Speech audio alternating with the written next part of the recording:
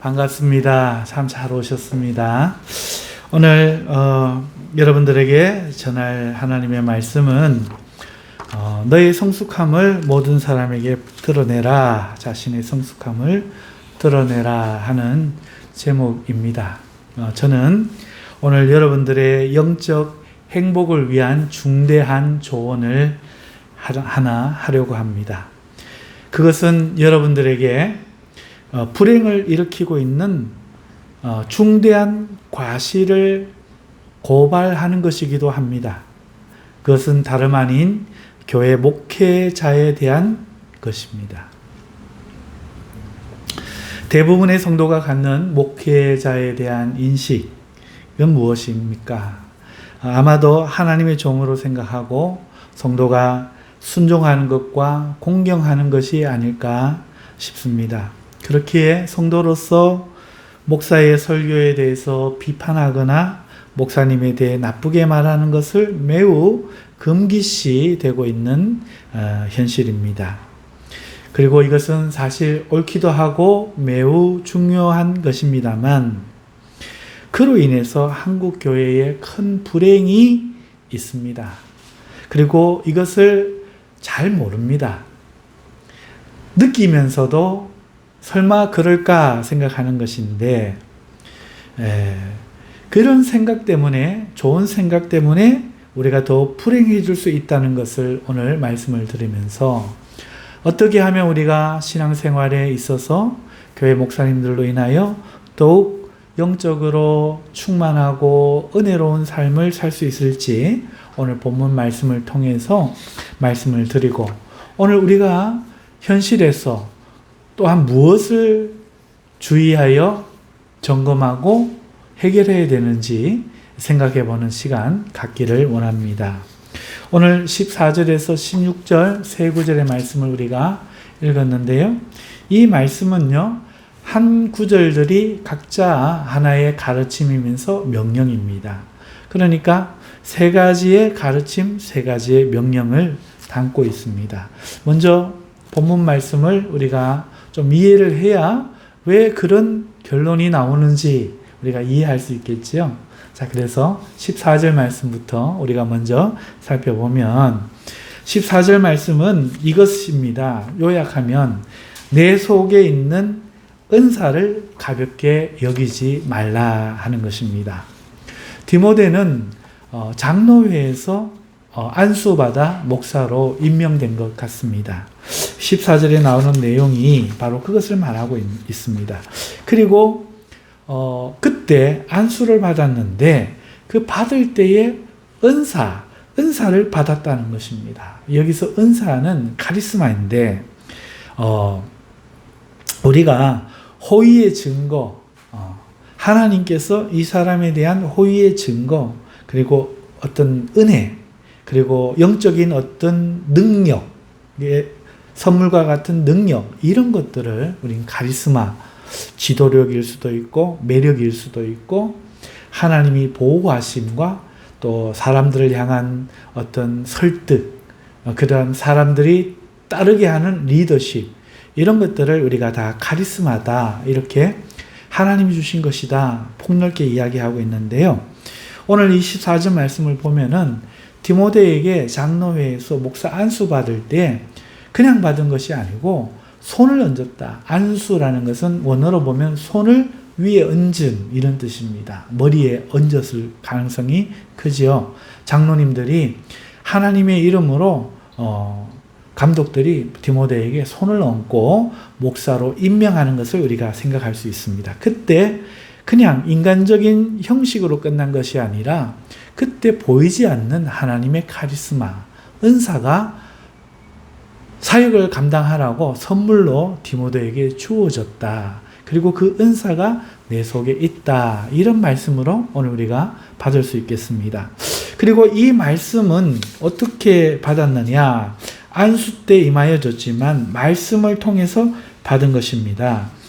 안수 받을 때에 예언을 통하여 받은 것이라고 말하고 있죠. 여기서 이 예언이라고 하는 것은 프로페테이아라는 단어인데 예언의 말씀이에요.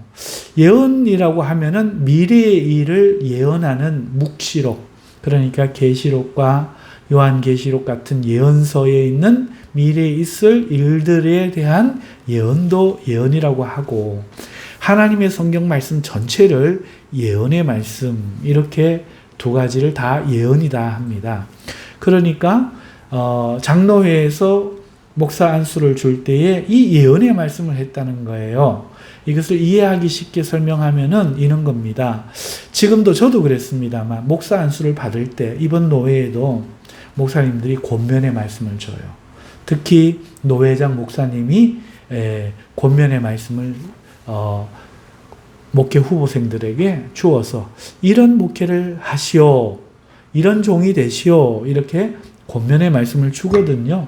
아마 디모데도 어떤 목회자가 될 것을 성경의 말씀을 가지고 성령으로 권면했을 것으로 보입니다. 그래서 그것을 예언의 말씀이다, 이렇게 하는 거죠.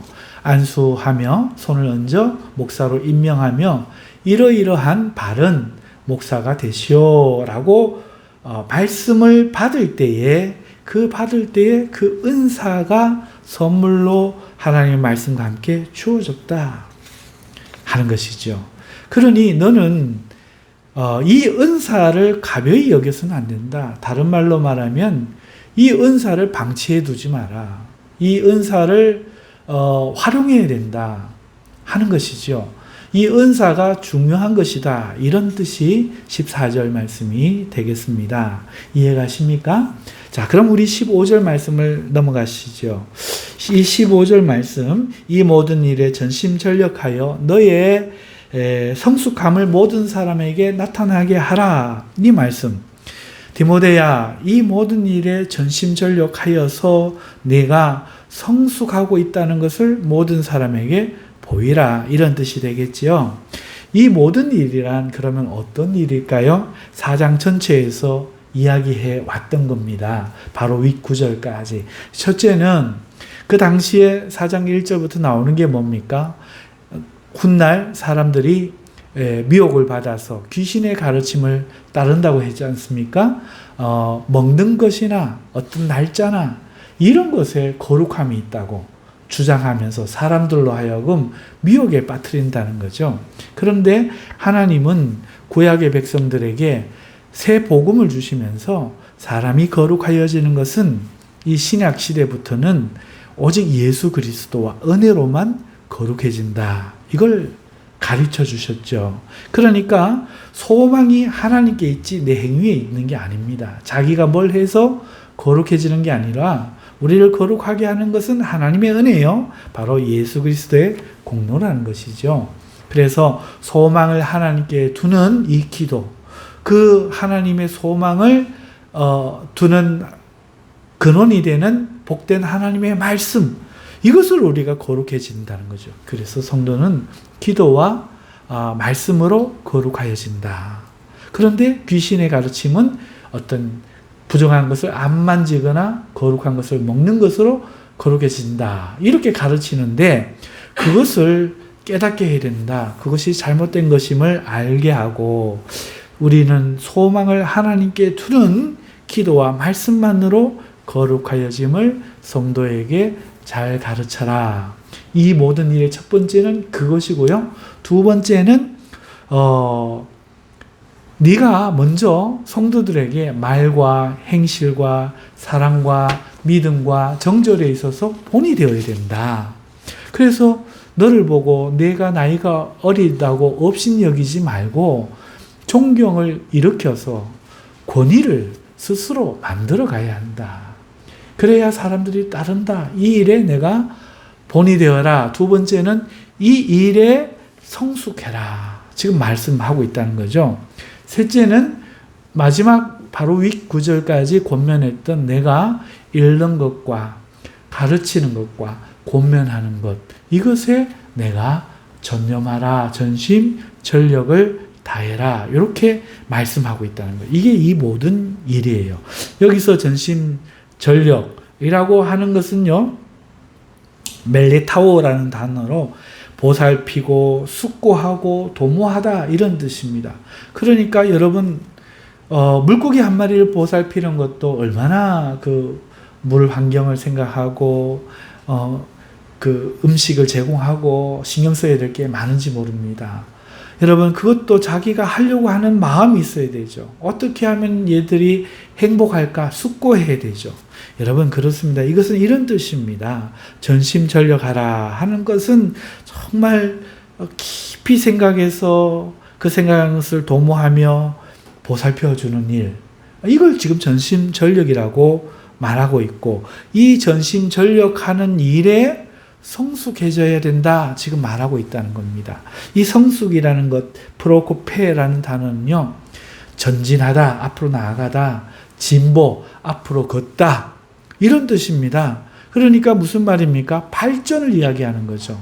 자, 그런데 여러분 어떤 사람이 나는 성장했는데요, 나는 발전했는데요, 이렇게 개인적으로 자기만의 주장으로 이 진보를 말해서는 안 된다는 겁니다. 바울이 모든 사람들에게 나타나게 하라.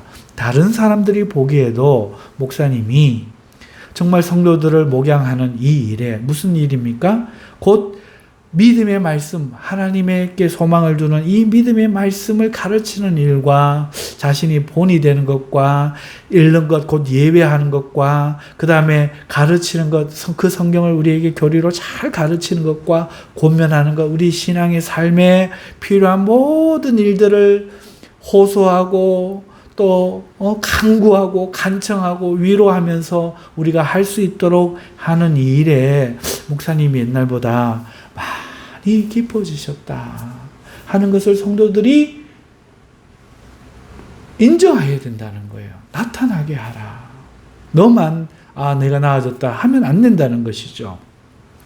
자, 이것이 14절 말씀입니다. 이해가십니까? 자, 세 번째 우리가 이해할 말씀은 15절. 자, 여러분 이 말씀은 내가 내 자신과 가르침을 살펴 이 일을 계속하라. 이것을 행함으로 내 자신과 내게 듣는 자를 구원하리라. 이렇게 말씀하고 있어요. 그러니까 이 일을 계속해야 할 때 내 자신과 가르침을 항상 살펴라는 겁니다. 네 자신과 가르침을 살펴야 한다. 여러분 가르치는 자가 정작 자신은 하지 않으면 어떻게 되겠습니까?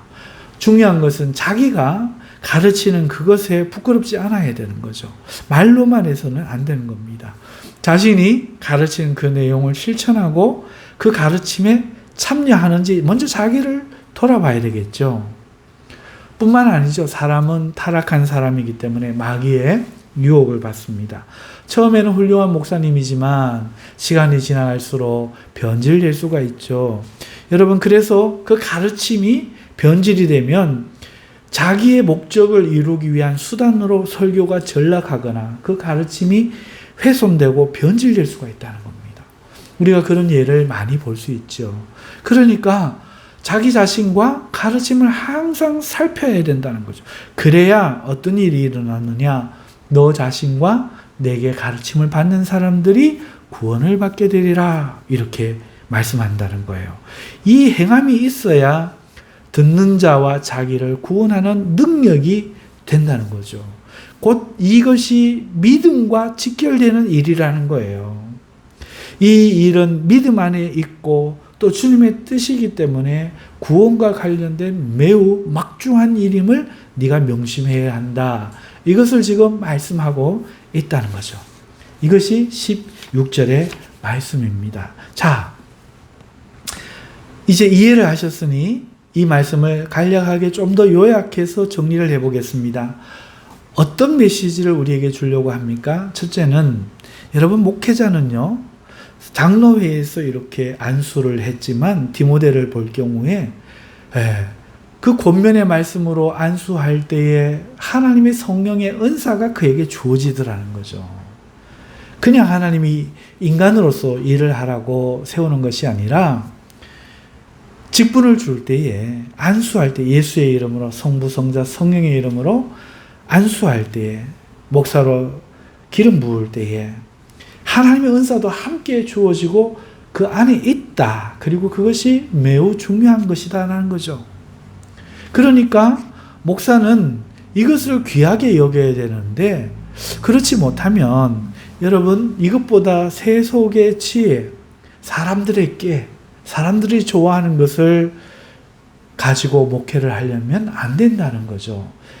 정말 주어진 은사는 가벼이 여기고 정치, 경제, 소통, 심리 이런 것들로 목회를 하려고 중하게 여기고 사람들과의 대화, 사람들이 원하는 것 이런 것들을 중요하게 여기고 정작 하나님이 주신 그 은사를 가벼이 여기고 사용하지 않으면 안 된다 하는 것입니다. 그래서 목사가 된 사람은 무엇보다도 다른 것도 중요하지만 하나님이 부르실 때에 목사로 부르실 때에 주신 이 은사를 중하게 여기고 이 은사를 개발하고 이 은사를 중심으로 목회를 하는 것이 하나님을 중심으로 목회를 하는 것이다. 이렇게 지금 말씀하고 있는 줄 믿습니다. 성도들도 목사 사람은 그만큼 생각하지 않을지라도 신분으로 여기지 않을지라도 그의 기름 부으심은 하나님이 주신 것이니 하나님 앞에 귀하게 여겨야 한다. 이런 뜻인 줄 믿습니다. 자, 두 번째로 목회자는요. 이 은사를 가지고 전심전력해서 목회해야 한다는 것이죠. 먼저는요. 성경이 밝히 드러내어 준 이 세상을 향한 하나님의 뜻 무엇입니까? 복음 아닙니까? 곧 구원과 어떻게 거룩해지는지를 바르게 가르치는 일에 전심전력해야 되지 대충 설교하고 대충 공부해 오세요 하면 안 된다는 거죠. 또한 자신이 먼저 그 일의 삶으로서 말이나 행동이나 사랑이나 믿음이나 그 순수한 정절에 있어서 본이 되는 일에 전심전력을 본인이 해야 된다는 겁니다. 그리고 하나님께 드리는 예배, 성경을 읽는 것과 그 당시는 예배라고 말씀드렸죠. 이 예배를 하나님께 받으실 만한 예배가 될 수 있도록 지각한 사람 지각하지 않게, 조는 사람 졸지 않게, 말씀 안 읽는 사람 읽게, 마음의 태도와 자세가 잘못된 사람 바로잡게, 하나부터 열까지 예배를 수종 들고 예배를 시간을 지키고 예배를 피하지 않게 하고 예배가 예배되게 하는 일에 기도로 준비하고 이렇게 또한 성도의 신앙을 돌보는 일에 전심전력을 하고 이 전심전력하는 것이 날마다 성숙해져 가야 한다. 이것이 두 번째 메시지죠. 오늘날도 동일하게 주어지는 메시지인 줄 믿습니다. 세 번째 메시지는 무엇이겠습니까? 목사는요, 이 목회의 일을 자신과 성도를 구원하는 막중한 일임을 깨달아야 한다는 것입니다. 이 목회는요, 인간의 직업 중에 하나가 아닙니다. 자기의 어떤 신분 변화를 위해서 선택해서 해야 되는 그런 일이 되어서는 안 됩니다. 똑똑하다고 하고 노래 잘한다고 하고 사람들 앞에 서는 거 좋아서 해서는 될 일이 아니라는 겁니다. 인간의 직업이 아니고 이것은 개인의 삶이 아니라 구원하는 하나님의 사명, 놀라운 하나님의 은혜의 일임을 인식하고 이 일에 책임감을 가져야 한다는 것이죠. 그래서 영혼 구원에 대한 이 구령의 어떤 막중한 책임감을 갖고 개인의 사사로운 일로 생각하지 말고 좋으나 싫으나 기쁠 때나 나쁠 때나 여러분 좋을 때나 슬플 때나 정말 최선을 다해서 영혼 구원하는 그 일을 위해 눈물 흘리고 또 아파하며 십자가를 지며 이 일을 감당해서 자기도 구원하고 자기에게 듣는 자도 구원해야 된다. 목회는 그런 마음이어야 되지 절대로 인간의 일로 생각해서는 안 된다. 이 세 가지 교훈이 오늘 본문이 오늘 우리에게 주는 교훈이라 하겠습니다. 할렐루야. 그런데 오늘 처음에 제가 말씀드렸던 것처럼 오늘날 우리 성도들이 영혼의 행복을 위해서 정말 중요한 게 이 목사라 말씀드렸습니다. 그런데 그것 때문에 오늘 한국교회가 너무 병들고 너무도 아프고 불행해지고 있다 또한 말씀드렸습니다. 그러면 이 일이 왜 시작되었습니까? 어떻게 이렇게 되었습니까? 여러분, 목회자가 오늘 말씀을 볼 때 무엇입니까? 너무너무 중요한 것 아닙니까? 성도들 여러분들의 구원이 달린 일이라는 거죠. 여러분, 조금 있으면 이제 대선이 있고 대통령이 뽑혀집니다. 여러분, 어떤 사람이 대통령해도 괜찮습니까? 누가 대통령을 따라 되느냐에 따라 나라가 달라집니다. 믿으십니까? 누가 아버지고 남편이 되느냐에 따라 그 가정이 달라집니다. 하물며 누가 목회자가 되느냐에 따라 여러분 교회가 어떻게 똑같겠습니까? 여러분 친구 따라 강남 간다고 합니다. 목사가 어느 방향을 향하는지에 따라 교회도 그렇게 가게 되는 겁니다. 구원이 우리 영의 삶의 질이 하나님 앞에 칭찬과 책망이 목사와 함께 결정되는 이 중요한 이 일 아닙니까? 그런데 오늘 우리가 목사에 대한 순종, 공경 이것만 생각하고 그 목사를 이렇게 중요한 목사를 세우는 일에 오늘 우리가 책임을 회피한다든지 혹은 게으르다면 어떤 일이 벌어지겠습니까? 목사를 교회에 청빙할 때 혹은 청빙에 있는 목사님을 섬기고 그 목사님을 계속 섬기는 일에 대해서 우리가 결정할 때 시무 목사를 담임 목사로 확정할 때 그저 인심으로 이걸 결정했어야 되겠습니까? 장로님들이 이렇게 이야기한다고 그냥 우리 이 사람 뽑자 우르르 한다고 했어야 되겠습니까? 그런데 지금까지 보면은요, 많은 사람들이 어떻게 목사를 뽑는가 보면은 학연 지연을 심지어 따져요. 전라도 목사님인지 경상도 목사님인지. 요즘은요, 그건 좀 덜 따지는데 서울 출신인지 대구 출신인지를 따지더라고요. 큰 교회에서 부목사라도 한 사람들이 적어도 100명, 200명 되는 이 시골 교회 청빙을 받지. 그렇지 않은 사람들은 이력서도 보지 않아요.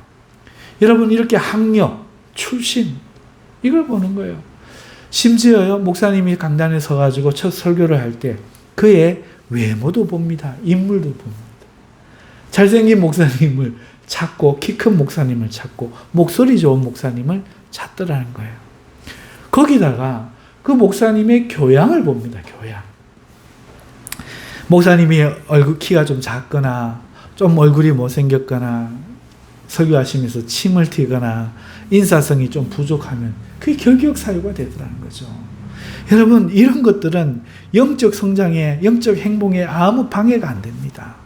중요한 것은 아까 우리가 살펴본 것처럼 하나님께 소망을 두는 이 믿음을 갖게 하는 일과 자신이 본이 되는 삶을 살아내는 일들과 성도들을 돌보고 자신이 예배와 또 성도를 가르치고 권면하는 일에 최선을 다하는 이 일이 너무나 중요한 것이죠. 그 책임감을 알고 목사가 누려야 될 권리, 사례금 얼마, 휴가 얼마, 뭐 이런 것들을 보다 이런 것들에 희생하면서까지 자기의 이 맡은 사명을 막중하게 여겨서 사도 바울처럼 자기 자신을 관제에 부은과 같이 관제같이 그렇게 하나님께 드리기까지 작정하는 목사인가 이거를 봐야 된다는 것이죠. 아멘입니까? 이렇게 목숨을 걸고 목사를 뽑아야 된다는 거예요.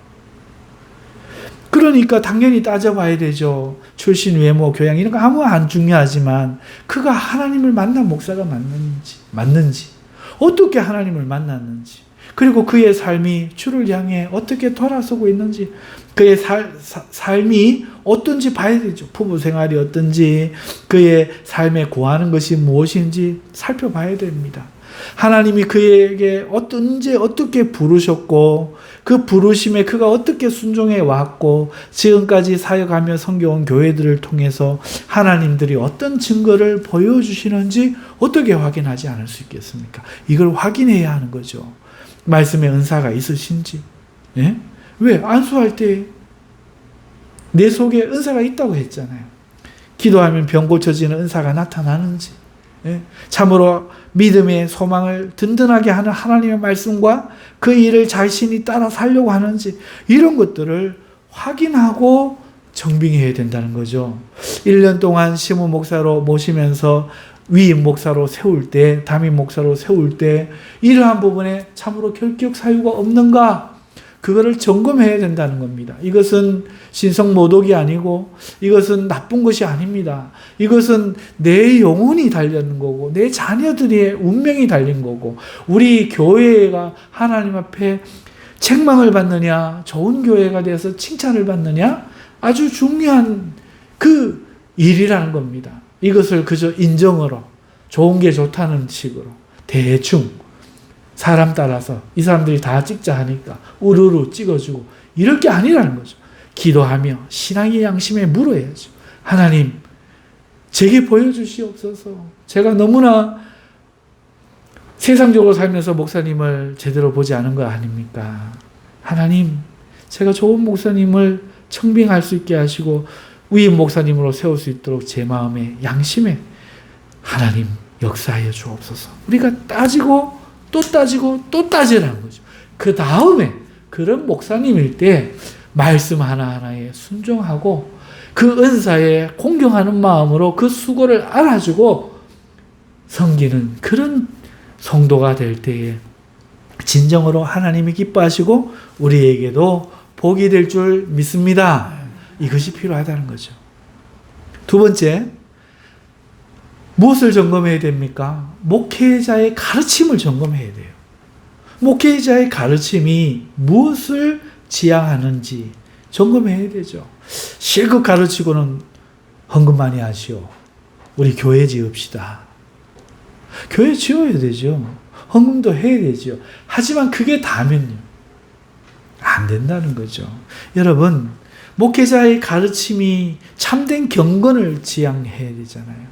참된 경건이 뭡니까? 우리의 소망을 하나님께 두는, 내 몸은 비록 나사로처럼 무덤에 3일이 되었을지라도 하나님이 나의 소망이지 내가 구원의 능력이 아니다. 믿음을 자기에게 두는 것이 아니라 말씀과 하나님 자신에게 우리의 소망을 두는 이 믿음을 갖는, 이것이 참된 경건 아닙니까? 백부장이 어떻게 했습니까? 주여 말씀만 하옵소서. 저도 남의 부하로 소하로 있는 사람이니 가라 하면 저가 가라 하면 가고 저로 오라 하면 옵니다. 주께서 말씀하면 나을 줄 믿습니다. 이 믿음이 참된 경건 아닙니까? 사랑하는 성도 여러분, 그렇기 때문에 목회자의 가르침은 이 참된 경건, 바로 소망을 하나님께 주라는 이 가르침을 향하고 있는지 점검해야 된다는 거예요. 이렇게 하면 자녀가 잘 됩니다. 저렇게 하면 복을 받습니다. 이렇게 하면 대박 납니다. 이것만 해서는 안 된다는 거죠. 착한 사람 됩시다. 예, 착한 사람도 돼야 되죠. 이렇게 기도해서 되겠습니까? 더 많이 기도하십시다. 새벽 기도하십시다. 수요 예배합시다. 금요 기도에도 나오십시오. 10에 2조도 하십시오. 선교원금도 하십시오. 예, 그런 것도 할 수 있으면 좋죠. 하지만 그게 경건입니까? 그거는 기쁨에 감사합니다. 하고 싶어서 해야 되는, 내 공로로 자랑하기 위해서 세우는 그런 율법과 같은 맥락의 공로의식이 아니라 주신 하나님의 사랑과 은혜가 너무 감사해서 기꺼이 하나님 앞에 드리는 우리의 찬송이 되어야 될 줄 믿습니다. 그런데 목회자가 그런 불교인들이 1,000번 절하는 것과 같이, 다른 사람들이, 종교의 사람들이 하루에 3번씩 하는 것 같은 그런 똑같은 종교성을 가지고 열심을 내십시오. 더 노력하십시오. 이거는 아닌 줄 믿습니다. 아직도 여기에 우리가 20년, 30년 믿고도 매여 있다면 이건 잘못 믿는 줄 믿습니다. 아무것도 안 한 우리, 일한 것이 없는 우리를 일을 했다 하고, 의로운 것이 없는 우리를 의롭다 하고, 죄 지은 우리를 죄 없다 하시는 그 하나님을 믿을 때 하나님이 그걸 믿음으로 보시고 우리를 의롭다 한다는 것이 명백한 주님의 가르침 아니었습니까? 그러니 여러분들이 그런 것들로 의로워지지 말고, 장로로, 목사로 의로워지려고 하지 말고, 여러분의 삶에 믿음이 충만한지, 이 믿음으로 여러분 죄를 이기고 있는지, 여러분 이 은혜의 주님의 이 복음을 전하는 일에 기쁨으로 여기고 이 예배에 나올 때 그 기쁨이 충만한지, 하나님께 소망을 둠으로써 여러분이 그렇게 하나님의 복음으로 먼저 즐거워하는 사람이 되고 있는지, 이것을 점검하고 이것을 살펴보고 목회자가 그것을 부족한 점을 가르치고 설명하고 호소하고 위로하고 그렇게 하는지 점검한 후에 정빙하든지 1년을 겪어본 후에 위임 목사로 정말 책임감 있는 도장을 찍어야 한다는 겁니다. 이것을 게을리했을 때 하나님께서 얼마나 책망하시겠습니까? 잘못된 종에게 평생 저 목사님 말 들었습니다 하면은 하나님이 뭐라고 하시겠습니까? 그러므로 두 번째, 오늘 우리가 목회자의 가르침을 점검해야 됩니다. 세 번째, 목회자 자신이 자기를 변호하려고 하는 사람은 아닌지 살펴봐야 돼요. 목회자가 자기에 대한 인식을 어떻게 하는지 살펴봐야 돼요. 그래, 내가 본이 되어야 되겠다. 내가 열심히 해야 되겠다. 내가 말씀대로 살아내야 되겠다. 아, 이 부분 내가 잘못했구나. 아, 이 부분 내가 고쳐야 되겠구나. 스스로 목회자가 자기에 대한 인식을 하고 성도들에게 본이 되기 위해서 말씀을 읽고 기도하고 전도하고, 없는 가운데도 감사하고 사랑으로 용서하고 어려운 길을 선택하면서도 후회하지 말고 나아가는 그 모습들을 본이 되도록 보여줘야 한다는 거죠. 목사님이 참 그러한가 살펴봐야 된다는 거예요. 지금 당장은 목사님도 사람이라 실수할 수 있어요. 화를 낼 수 있어요. 그렇지만 그 모습이 10년이 지나서 더욱더 목사라는 권위를 이용해서 공고해지고 성도들을 내리눌러버리는 그런 모습으로 나타나서는 안 된다는 것입니다. 더욱 겸손해지고 더욱 벼가 고개를 숙이듯 하나님의 십자가를 지신 예수님을 닮아가는 그런 목사로 성장해 나가고 있는지 한 점검을 해봐야 된다는 것입니다. 한 번 목사는 평생 목사. 꼭 그렇게 되어서는 안 된다는 거예요. 목사님이 말씀에서 떠날 때, 가르침이 잘못될 때, 십자가가 아니라 세상 영광을 구할 때, 그것을 위해서 설교조차도 이용할 때, 성도의 충성을 요구할 때, 아, 복음에서 떠났구나. 장로님들과 권사님들이 분연히 일어나 그 목사님에 대한 잘못을 책망하고 권면하고 요구하고, 그렇지 않다면 교회에서 나가도록 해야 하나님 앞에 더 중한 책망의 매를 맞지 않는다는 것입니다. 그러므로 목사님의 삶을, 목사님의 모습을 점검하실 수 있는 여러분 되시기를 바랍니다. 또 넷째로, 여러분 이 일에 목사가 성숙해져가는지 확인해야 된다는 거예요. 10년, 20년 돼도 똑같아서는 안 되는 거죠. 다섯 번째로, 우리가 성도들이 기억해야 될 것은 이 일이 성도들 자신을 구원하는 일임을 알아야 한다는 거죠. 여러분, 먹는 거 한계가 얼마나 무서운지요.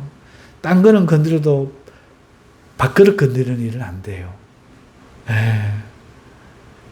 애를 낳아도 애가 엄마 밥 주세요 하는 애 갖고 내 밥 내놓으라 합니다. 걔도 밥그릇 뺏어 물어요, 주인도. 안 그런 게 더 있겠지만 그 이야기 하지 말고요. 여러분, 아무리 친해도요, 먹는 거 하나, 작은 거 하나에 마음 상합니다. 그치요? 제가 요즘 먹는 걸 좀 잘 먹었더니 제가 다 먹어버릴까봐 열심히 먹고 안 뺏기려고 하시는 분들도 계시더라마는 어쩌고 하는 얘기입니다. 여러분, 목숨 걸린 일, 생명 걸린 일이 얼마나 중요합니까? 그러니까 목회자에 대해서 이 일이 너무 중요한 거예요. 목사를 청빙하고 그 목사님을 우리의 목사님으로 위임하고 그리고 그 목사님이 계속 말씀을 잘 가르치고 본이 되고 그리고 성숙해 나가는지를 살펴서 그렇지 않을 땐 긴급 조치를 취하려고 굳은 마음도 가질 수 있는 이 일이 성도 자신과 목사님을 구원하는 일이라는 거죠. 할렐루야. 이것이 안 되니까 한국교회가 썩어버리는 거예요. 개독교라고 욕하는 거예요. 세습 이야기가 나오고 교회가 물질은 있는데 성령의 능력은 없다고 나오고 성도들이 마음을 상해서 이 교회 저 교회 떠돌고 자기가 섬길 목사를 못 찾고 가까이 하면 이 목사님한테도 실망할까 싶어서 거리를 두는 거죠. 이것이 얼마나 불행입니까? 목사님을 섬기고 순종하고 공경해야 된다는 이 좋은 생각 하나만 몰두해서 오늘 디모데에게 권한 이 말씀을 반대로 생각하지 못한 결과 오늘 대한민국 한국교회가 얼마나 병들고 얼마나 아픕니까? 그러므로 사랑하는 성도 여러분, 오늘 디모데에게 너의 성숙함을 모든 사람들에게 나타내라 권면했던 이 말씀은 오늘 우리 성도들에게 당신의 성숙함을 이제는 보이시오라는 예언의 말씀인 줄 믿습니다. 너희는 너희의 책임을 목사에게만 돌리고 책임 없다 할 것이냐 추궁하시는 하나님의 준엄한 꾸짖음이신 줄 믿습니다. 그러니까 목사가 타락했다, 교회가 타락했다 말만 하고 마지막 날 주님 앞에 서면 그래 너는 잘했구나 이렇게 칭찬받을 줄 생각하지 말라는 뜻입니다. 오늘 우리가 우리의 일을 해야 되죠. 목사는 이렇게 당연히 이 일을 해야 되고 성도는 목사가 그 일을 당연히 하는지 정말 그런 목사인지 성도 여러분들도 교회들도 이 일에 책임을 다해야 할 줄 믿습니다. 우리 주여 외치고 우리 말씀 붙들고 우리와 또 이 한국교회를 위하여 우리 기도 잠깐 하도록 하겠습니다. 주여